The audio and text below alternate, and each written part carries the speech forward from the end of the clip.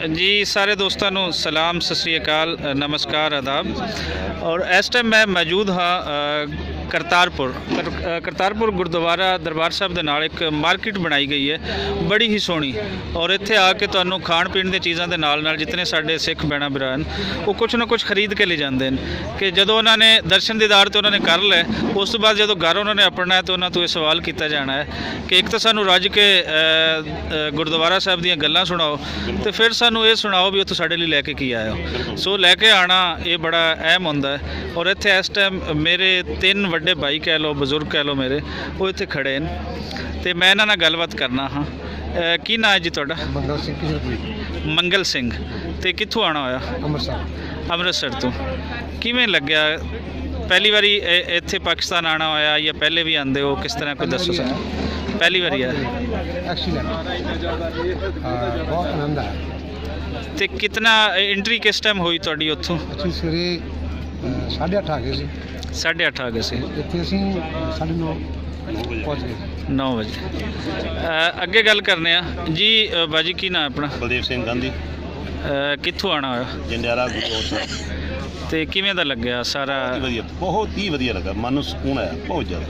तो मार्केट तो की खरीदा जा रही है की हो मैं रहा? अपना सूट खरीदे अच्छा ज़बरदस्त। नाल घड़ियां खरीदियां ने। बाकी देखो की तो पहली बार आना होया आप जी? मैं कि 3 बारी आया था विजलवा के ननकाना साहब पंजाब।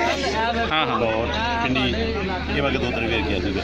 तो पहली इत्थे करतारपुर साहब पहली बारी तुहाडा आना तो किवें बार बार आना चाहोगे? बार बार असीं ते 8 दिन 15 दिन आउण फिरदे लेकिन इन्हां जिहड़ा साल की शर्त रखी है उन्हें सानूं मजबूर किया साल बाद।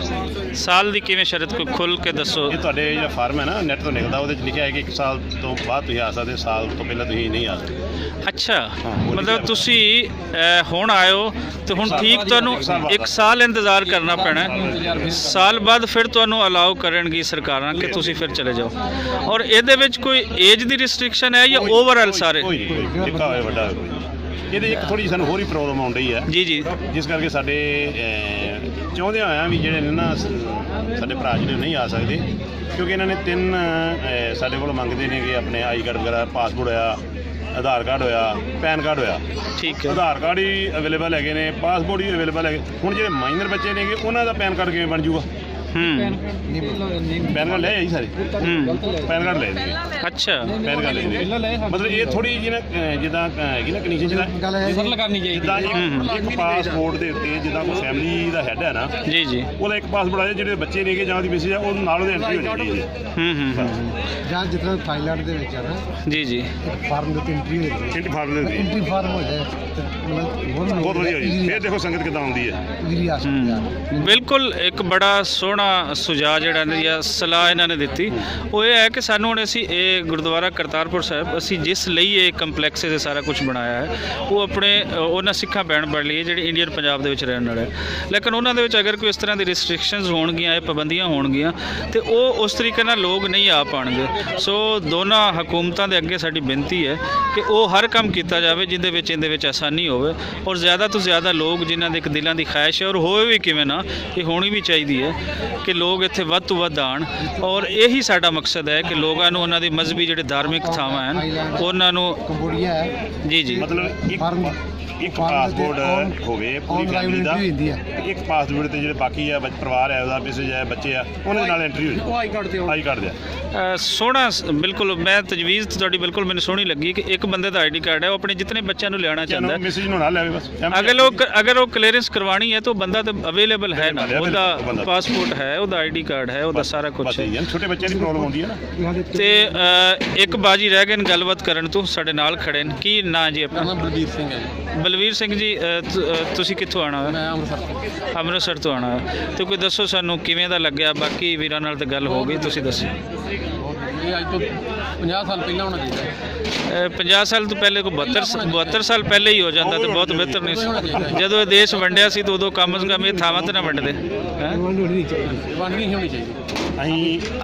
ਇਹ ਤੇ ਇੱਕ ਵੱਡੀ ਕਹਾਣੀ ਹੈ ਉਹਦੇ ਤੇ ਗੱਲ ਕਰਾਂਗੇ ਤੇ ਉਹ ਬੜੀ ਹੀ ਲੰਬੀ ਗੱਲ ਹੋ ਜਾਏਗੀ। ਇਹ ਤੇ ਵੰਡ ਜਿਹੜੀ ਹੈ ਪੰਜਾਬ ਦੇ ਉੱਤੇ ਰੱਖ ਕੇ ਜਿਹੜੀ ਕੀਤੀ ਗਈ ਹੈ ਔਰ ਉਸ ਤੋਂ ਬਾਅਦ ਅਸੀਂ ਆਪਣੇ ਘਰ ਆਏ ਹਾਂ जी जी साडा घर है।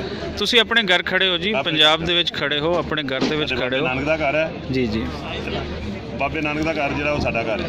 ਬਿਲਕੁਲ ਜੀ, ਅਸੀਂ ਵੀ ਹਕੂਮਤਾਂ ਅੱਗੇ ਇਹੀ ਦਰਖਾਸਤ ਕਰਨੇ ਆ ਕਿ ਇਹ ਦੋ ਰਿਆਸਤਾਂ ਬਣ ਗਈਆਂ, ਦੋ ਮੁਲਕ ਬਣ ਗਏ ਨੇ, ਬਿਲਕੁਲ ਇਹ ਕਾਇਮ ਰਹਿਣ, ਲੇਕਿਨ ਉਹਦੇ ਵਿੱਚ ਕਮ ਅਜ਼ ਕਮ ਜਿਹੜੇ ਪੰਜਾਬੀਆਂ ਦਾ ਆਪਸੀ ਮੇਲ ਵਰਤਨ ਹੈ, ਇਹਨਾਂ ਦੀ ਧਾਰਮਿਕ ਥਾਵਾਂ ਹਨ, ਇਹਨਾਂ ਤੇ ਆਜ਼ਾਦੀ ਦੇ ਦੇਣ। ਦੋਨੋਂ ਹੀ ਹਕੂਮਤਾਂ ਦੇ ਅਸੀਂ ਬਹੁਤ ਥੈਂਕਸਫੁਲ ਹਾਂ, ਜਿਨ੍ਹਾਂ ਨੇ ਫਿਰ ਵੀ ਚਾਹੇ ਦੇਰ ਆਏ ਦਰੁਸਤ ਆਏ, ਠੀਕ ਹੈ, 72 ਸਾਲ ਬਾਅਦ ਹੀ ਆਏ ਦੇ ਆ ਨਾ, ਮੌਕਾ ਮਿਲਿਆ ਸਾਨੂੰ। ਚਲੋ ਸਾਡੇ ਵੱਡੇ ਵਡੇਰੇ ਜਿਹੜੇ ਉਹ ਕੋਈ ਵਾਂਝੇ ਰਹਿ ਗਏ, ਲੇਕਿਨ ਗਾਂ ਜਿਹੜਾ ਬੱਚਿਆਂ ਨੂੰ ਮਿਲ ਗਿਆ, ਸਾਨੂੰ ਮਿਲ ਗਿਆ, ਇਹ ਬਹੁਤ ਵਧੀਆ। ਬਿਲਕੁਲ ਸੋਹਣੀ ਗੱਲ, ਬਿਲਕੁਲ ਸੋਹਣੀ ਗੱਲ। ਸਾਰਿਆਂ ਦਾ ਜੀ ਸ਼ੁਕਰੀਆ ਗੱਲਬਾਤ ਕਰਨ ਦਾ। ਇਹ ਪਿੱਛੇ ਮੇਰੇ ਨਾਲ ਕੋਈ ਲੁਕੀਆਂ ਖੜੀਆਂ ਹਨ, ਦੋ ਕੁੜੀਆਂ ਖੜੀਆਂ ਹਨ, ਤੇ ਮੈਂ ਇਹਨਾਂ ਨਾਲ ਵੀ ਜਾਂਦਾ ਜਾਂਦਾ ਤੁਹਾਡੀ ਗੱਲਬਾਤ ਕਰਾ ਦਿਆਂ ਕਿ ਸਾਡੀ ਤਾਂ ਗੱਲਬਾਤ ਸੁਣ ਰਹੇ ਨੇ, ਆਪਣੀ ਕੋਈ ਨਹੀਂ ਸੁਣਾ ਰਹੀਆਂ। ਹਾਂਜੀ ਸੁਣਾਓ ਜੀ, ਕੀ ਨਾਂ ਹੈ ਤੁਹਾਡਾ ਜੀ? ਤੇ ਤੁਸੀਂ ਪਹਿਲੀ ਵਾਰ ਆਣਾ ਹੋਇਆ ਤੁਹਾਡਾ? ਤੁਸੀਂ ਪਹਿਲੀ ਵਾਰੀ ਆਏ ਹੋ, ਤੇ ਅੱਜ ਸਪੈਸ਼ਲ ਤੌਰ ਤੇ ਆਣਾ ਕਿਸ ਤਰ੍ਹਾਂ ਲੱਗਿਆ ਕਿ ਪਹਿਲੇ ਇਵੇਂ ਕਦੀ ਵੀ ਨਹੀਂ ਆਏ ਹੋਣਾ? ਚੰਗਾ ਲੱਗਿਆ, ਬਹੁਤ ਚੰਗਾ ਲੱਗਿਆ ਜਾਂ ਵਧੀਆ ਲੱਗਿਆ? ਕਿਉਂਕਿ ਸਾਡੇ ਪੰਜਾਬੀਆਂ ਦੇ ਵਿੱਚ ਤਾਂ ਵਧੀਆ ਲੱਗਦਾ ਹੁੰਦਾ, ਵਧੀਆ ਤੋਂ ਅੱਗੇ ਫੁੱਲ ਸਟਾਪ ਆ ਜਾਂਦਾ। ਕੀ ਨਾਮ ਹੈ ਭੈਣ ਜੀ ਤੁਹਾਡਾ? ਕਿਰਨ ਜੀ। ਕਿਰਨ ਜੀ, ਇਹੀ ਸਵਾਲ ਮੇਰਾ ਕਿ ਪਹਿਲੀ ਵਾਰੀ ਆਣਾ ਹੋਇਆ? ਬਹੁਤ ਵਧੀਆ ਲੱਗਿਆ। ਅਸਲ 'ਚ ਅੱਜ ਮੇਰਾ ਬਰਥਡੇ ਸੀ, ਇਸ ਕਰਕੇ ਮੈਂ ਮੇਰੇ ਹਸਬੈਂਡ ਨੂੰ ਕਿਹਾ ਸੀ ਕਿ ਅਸੀਂ ਅੱਜ ਜ਼ਰੂਰ ਜਾਣਾ। ਅੱਛਾ ਅੱਛਾ ਅੱਛਾ ਅੱਛਾ, ਜ਼ਬਰਦਸਤ ਜ਼ਬਰਦਸਤ। ਫਿਰ ਤੇ ਇਸ ਤੋਂ ਵੱਡਾ ਬਰਥਡੇ ਵਿਸ਼ੇਜ਼ ਦੇ ਨਾਲ ਨਾਲ ਬਰਥਡੇ ਗਿਫਟ ਕੋਈ ਨਹੀਂ ਹੋ ਸਕਦਾ। ਤੇ ਜ਼ਰਾ ਅਸੀਂ ਚਾਹਾਂਗੇ ਕਿ ਬਾਜੀ ਵੀ ਨਾਲ ਖੜੇ ਹੋਣ ਤਾਂ ਕਿ ਅਸੀਂ ਤੁਹਾਨੂੰ ਮਿਲ ਕੇ ਇਹਨਾਂ ਦੀ ਬਰਥਡੇ ਜਿਹੜੀ ਹੈ ਉਹ ਵਿਸ਼ ਕਰ ਸਕੀਏ।